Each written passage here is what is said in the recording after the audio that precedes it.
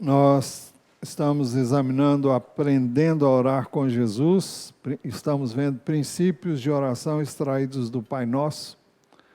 Esta é a sexta mensagem relacionada a esse último tópico. Nós já vimos princípios importantíssimos sobre a oração. Primeiro, devemos dirigir a nossa oração a Deus, o nosso Pai, por isso que oramos Pai Nosso. Segundo, devemos dirigir a nossa oração ao Pai que está nos céus, Pai Nosso que está nos céus, reconhecendo a sua grandeza, o seu poder, o seu domínio, a sua autoridade, o seu governo.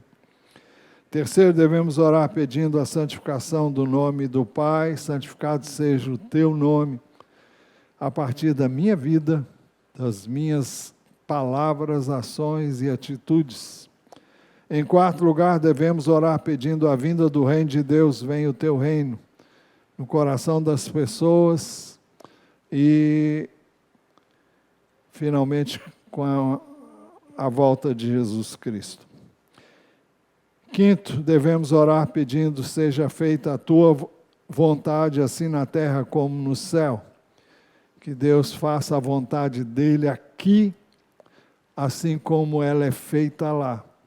Porque os céus são os céus do Senhor, mas a terra deu a ele aos filhos dos homens. Sexto, devemos orar pedindo o pão nosso de cada dia, nos dá hoje, e é o pão de cada dia mesmo. Em sétimo, devemos orar pedindo perdoa as nossas dívidas. Isso vimos na semana passada, vimos que dívidas é uma palavra sinônima de pecado, de falhas, de faltas, de erros. E pecado ou dívida é ficar além do alvo de Deus para mim. Pecado, então, é não atingir o alvo. Pecado é uma dívida que eu não consegui pagar. Meu dever para com Deus é praticar o que é reto, direito, justo, bom, recomendado nas Escrituras, ensinado por Deus na sua palavra. Quando eu peco, faço o que não é certo para com Deus ou para com o meu próximo. Então, fico devendo a Deus um comportamento que não consegui ter. Eu reconheço, então, que tenho uma dívida e que eu não tenho como pagar essa dívida. Eu não posso voltar no tempo e fazer diferente. Só uma solução, pedir perdão pela minha dívida impagável. Mas esta é apenas a primeira parte. Esta é apenas a primeira parte do sétimo princípio sobre a oração ensinada por Jesus. A segunda parte, dentro do sétimo princípio importantíssimo sobre a oração, nós queremos ver agora com a graça de Deus. Jesus disse e nos ensinou a orar, perdoa-nos as nossas dívidas, assim como nós também perdoamos aos nossos devedores. O Pai está sempre pronto para nos perdoar, desde que tenhamos também um coração perdoador. Talvez esta seja a coisa mais difícil de vivermos no dia a dia. Ele nos ensinou a orar dizendo, perdoa-nos as nossas dívidas, assim como nós também perdoamos aos nossos devedores. A edição revista e atualizada diz assim, e perdoa-nos as nossas dívidas, assim como nós temos perdoado aos nossos devedores. O tempo e o modo deste verbo falam de uma atitude contínua, de um coração perdoador. Eu peço que Deus me perdoe, assim como eu venho perdoando aqueles que falham comigo, aqueles que erram para comigo, aqueles que pisam na bola, e não há quem não pise na bola, não é? Em Lucas, onde Jesus ensinou esta mesma oração, diz assim, Lucas 11, 4, na primeira parte, perdoa os nossos pecados, pois também nós perdoamos a todo o que nos deve. Então, o perdão exige reciprocidade. Nós recebemos para poder dar. E nós fomos primeiramente perdoados, e porque fomos perdoados, nós devemos perdoar.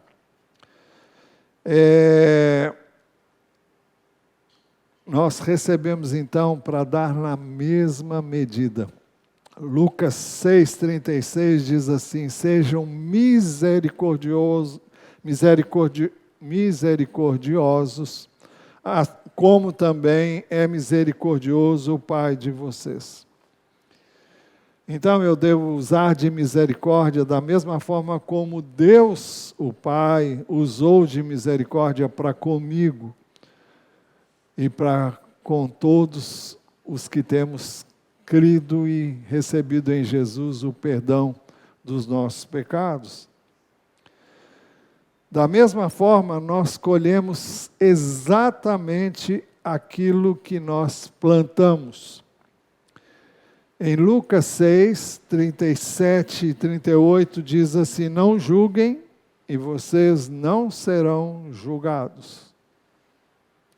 Esse é um dos pecados que nós mais cometemos também, é o de julgar os outros. E sempre que nós julgamos os outros com base na nossa história de vida, com base naquilo que vivemos. Isso inclui traumas, inclui a nossa experiência de vida, e muitas vezes triste, muitas vezes difícil, traumática, complicada. Então nós achamos que tudo que alguém faz é por causa disso que nós já vivemos no passado. Isso não é verdade. Na maioria das vezes não tem nada a ver. Essa é a razão pela qual o nosso julgamento é falho e eu não tenho o direito de julgar a ninguém. Não julguem, vocês não serão julgados. Não condenem e não serão condenados. Perdoem e serão perdoados. Deem e lhes será dado a vocês. Deem e lhes será dado boa medida, prensada, sacudida e transbordante será dada a vocês. Porque com a medida com que tiverem medido, vocês serão medidos também. O mesmo critério que nós usarmos será usado também para conosco. Então nós devemos ter muito cuidado com aquilo que fazemos e como reagimos aos erros das pessoas, porque a nossa tendência é colocar o dedão lá, esquecendo que quando colocamos o dedo lá, tem um monte de dedo aqui virado para nós. Um aponta e aponta muito mais para você, porque esse dedo está refletindo aquilo que está dentro de você. Já contei isso aqui mais de uma vez. O Russell Norman Chaplin, ele escreveu um comentário. Ele escreveu o Velho e o Novo Testamento interpretados, versículo por versículo. E ele conta que John Wesley, que veio a ser fundador do metodismo, veio a ser assim chamado e veio a ser assim, mais tarde, uma igreja, o que inicialmente era um clube de pessoas que se reuniam para buscar uma vida de santidade. Mas ele disse que ouviu certa vez de um famoso homem, um general, que disse, eu nunca perdoo.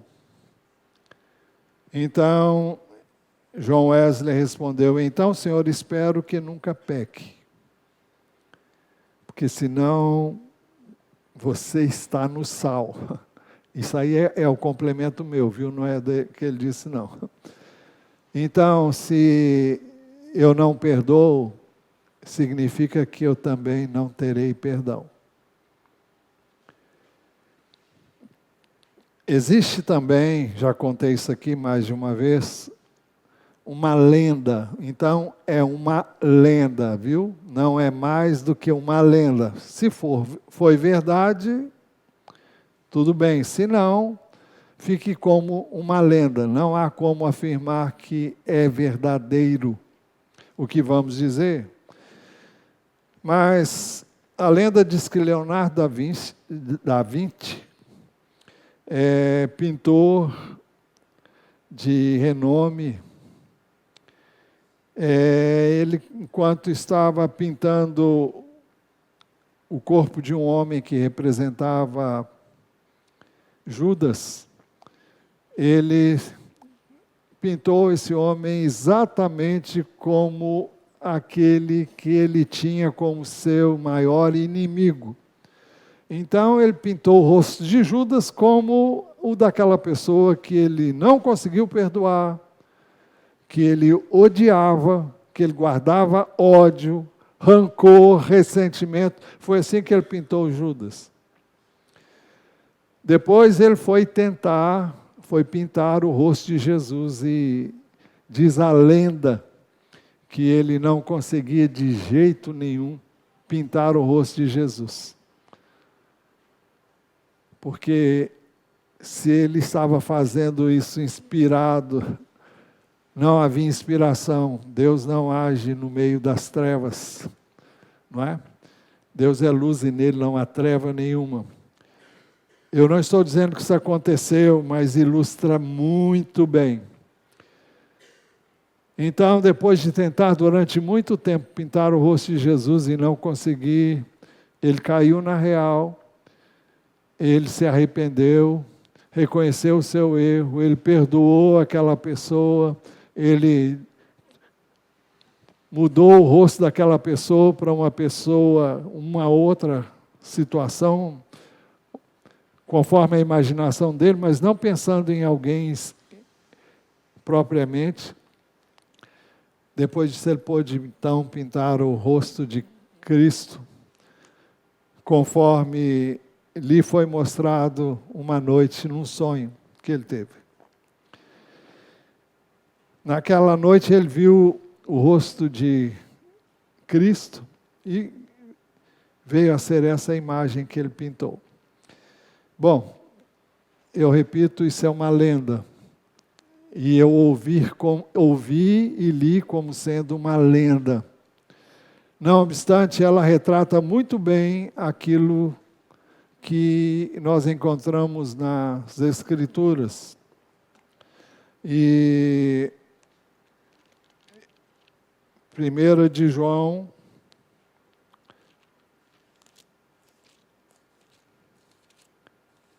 capítulo 1,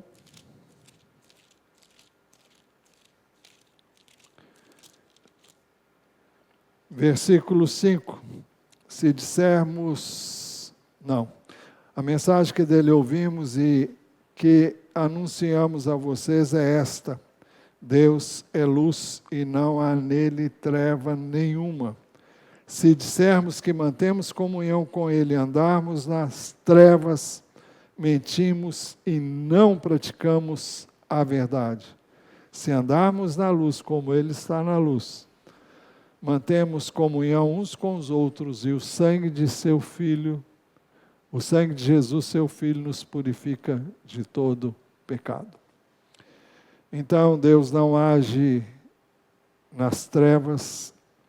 Quando eu digo trevas, com quem anda nas trevas, quem faz o que é das trevas. E mais adiante, no capítulo 2, diz assim, no verso 9, quem diz estar na luz mas odeia o seu irmão está nas trevas até agora. Quem ama o seu irmão permanece na luz, e nele não há nenhum tropeço. Mas quem odeia o seu irmão está nas trevas, anda nas trevas e não sabe para onde vai, porque as trevas lhe cegaram os olhos.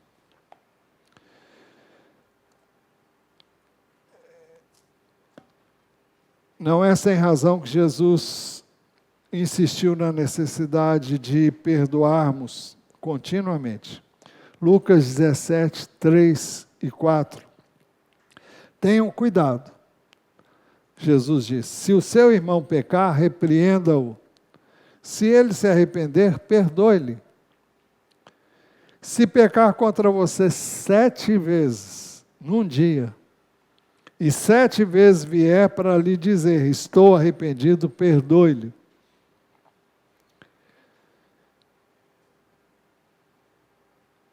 Então não importa quantas vezes alguém fale com você. O ensino de Jesus é que eu e você devemos perdoar sempre.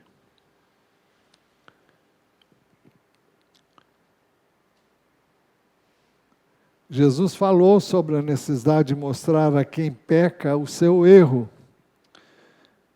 Mateus 18, 15 em diante diz assim: se o seu irmão pecar contra você, vá e repreenda-o em particular. Se ele ouvir, você ganhou o seu irmão. Mas se não ouvir, leve ainda com você 1 ou 2 pessoas, para que pelo depoimento de 2 ou 3 testemunhas toda a questão seja decidida. Se ele se recusar a ouvir essas pessoas, expõe o assunto à igreja. E se eles recusar a ouvir também a igreja, considera-o como gentio e publicano. Depois de ouvir isso da parte de Jesus, Pedro então aproximou-se, isso no capítulo 18, versos 21 e 22. Então Pedro, aproximando-se, perguntou a Jesus: Senhor, até quantas vezes meu irmão pecará contra mim que eu lhe perdoe? Até 7 vezes? Jesus respondeu: não digo a você que perdoe até 7 vezes, mas até 70 vezes 7. 70 vezes 7, 490 vezes. Mas quando Jesus disse isso, ele estava querendo dizer que você deve perdoar, eu devo perdoar, nós devemos perdoar infinitamente. Não é uma coisa fácil. Não é uma coisa fácil. Eu quero dizer para você que muitas pessoas se casam pensando que vão viver num mar de rosas. E eu não estou dizendo que casamento é ruim não, viu? Só estou dizendo que uma das coisas que você vai exercitar mais é o perdão. Porque você vai falhar. E o seu cônjuge vai falhar. E a menos que você tenha um coração perdoador, não vai dar para continuar. Você vai dizer. Mas a Bíblia diz que não tem para onde fugir. Porque aquilo que Deus ajuntou, o homem não pode separar. Então, você tem que aprender a perdoar. E talvez seja a maior escola, é a que você vive com seu cônjuge. Depois vem a relação entre pais e filhos, entre filhos e pais. E ainda a relação de irmão para com irmão.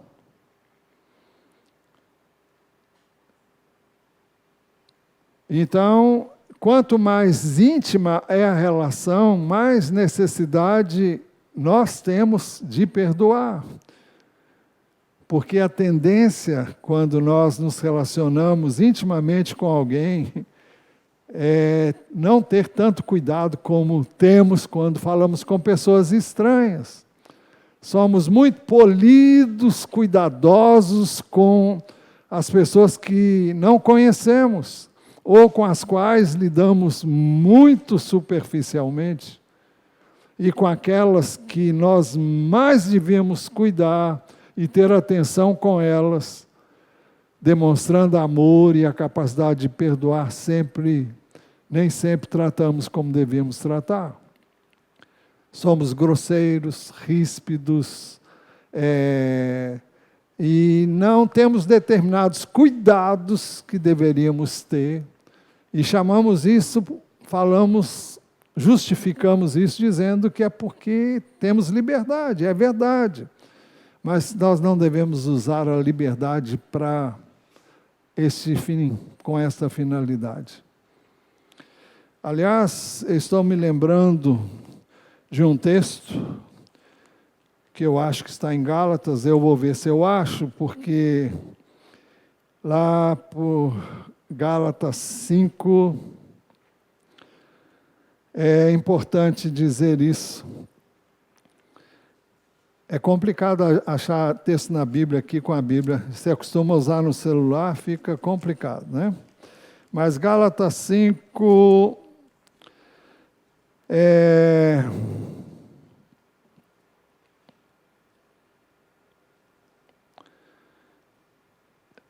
capítulo 5, versículo 22. Mas o fruto do Espírito é amor, alegria, paz, longanimidade, benignidade, bondade, fidelidade, mansidão, domínio próprio. Contra essas coisas não há lei. E os que são de Cristo Jesus crucificaram a carne com as suas paixões e os seus desejos. Se vivemos no Espírito, andemos também no Espírito, não nos deixando possuir de vanglória, provocando uns aos outros, tendo inveja uns dos outros. Ainda não é aqui, não. É um que fala que está vocês sob morder uns aos outros e provocar uns aos outros. Se você achar, me diga aí que está aí no capítulo 5, por aí, nessas redondezas aí. 5:15. Então vamos lá. O 14 diz, porque toda lei se cumpre em um só preceito, a saber, ame o seu próximo como a si mesmo. Mas se vocês ficam mordendo e devorando uns aos outros, tenham cuidado para que não sejam mutuamente destruídos. E muitas vezes nós somos descuidados. E dizemos que amamos, e amamos, eu creio que amamos realmente. Mas se amamos, devíamos tratar muito melhor, não é? Então, é um cuidado que devemos ter, porque isso, vamos ver ainda, afeta a nossa relação com Deus. Jesus ilustrou o ensino sobre perdão com uma parábola que também já compartilhei com os irmãos não sei quantas vezes. Mateus 18, 23, Jesus diz, por isso o reino dos céus é semelhante a um rei que resolveu ajustar contas com seus servos. E passando a fazê-lo, trouxeram-lhe um que lhe devia 10.000 talentos. Quanto seria isso hoje no nosso tempo? Um denário era o salário que uma pessoa ganhava em um dia. É o que nós poderíamos chamar de um salário mínimo de um dia. O salário mínimo de um dia hoje são R$ 40,40. Multiplicado 10.000 talentos, são 60 milhões de denários. Multiplicando isso, nós vamos encontrar 2,424 bilhões de reais. Essa era a dívida de alguém para com o seu senhor. E passando a fazê-lo, trouxeram-lhe um que lhe devia 10.000 talentos. 2,424 bilhões. Você há de convir que é uma dívida impossível de ser paga. Continuando, Jesus disse: não tendo ele, porém, com que pagar, o senhor desse servo ordenou que fossem vendidos ele, a mulher, os filhos e tudo que possuía, e assim a dívida fosse paga. Ele daria a dívida como quitada, com essa condição. Essa pessoa, a mulher, os filhos e tudo que ele tinha, não seria mais dele, nem ele mesmo seria dele. O que fez esse servo? Então o servo, caindo aos pés dele, implorava: tenha paciência comigo e pagarei tudo ao Senhor. Não sei como, né? Mas... E o senhor daquele servo, compadecendo-se, não disse que ia esperar para ele pagar, não. Disse: mandou-o embora e perdoou-lhe a dívida. Ou seja, quitou a dívida daquele homem, porque ele se compadeceu dele, porque aquele homem se humilhou e pediu que aquele senhor lhe perdoasse a dívida.